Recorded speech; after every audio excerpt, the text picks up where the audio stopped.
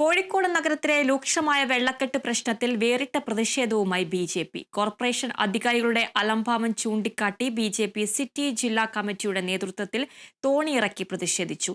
LIC കോർണറിൽ നടന്ന പരിപാടിയിൽ ബി.ജെ.പി. സിറ്റി ജില്ലാ president advocate K P. Prakash Babu അധ്യക്ഷത വഹിച്ചു.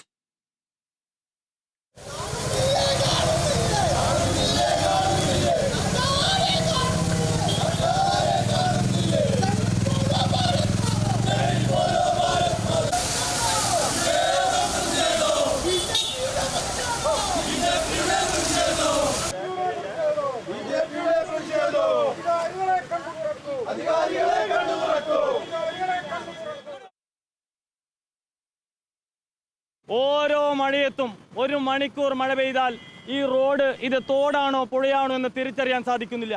പലതവണ ഞങ്ങൾ കോർപ്പറേഷനിൽ പോയി.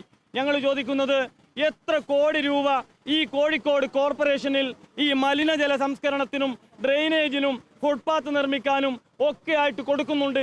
ഏതെങ്കിലും ഒരു ഫണ്ട് ഇവിടെ ലഭിക്കാതെ പോയിട്ടുണ്ടോ? അമൃത് നഗരത്തിലൂടെ എന്തിനാണ് ഈ ജനങ്ങളെ ഇങ്ങനെ ബുദ്ധിമുട്ടിക്കുന്നത്? ഇതിവിടെ മാത്രമല്ല, പുതിയ ബസ് സ്റ്റാൻഡ് ഉൾപ്പെടെ കോഴിക്കോട് നഗരത്തിന്റെ എല്ലാ ഭാഗത്തും അമൃത് നഗരം പദ്ധതിയിൽ ലഭിച്ച ഫണ്ടടക്കം അഴിമതി നടത്തിയതിന്റെ ഓരോ ഉദാഹരണങ്ങളാണ് നമുക്കിതിലൂടെ പ്രത്യക്ഷത്തിൽ കാണാൻ വേണ്ടി സാധിക്കുന്നത്.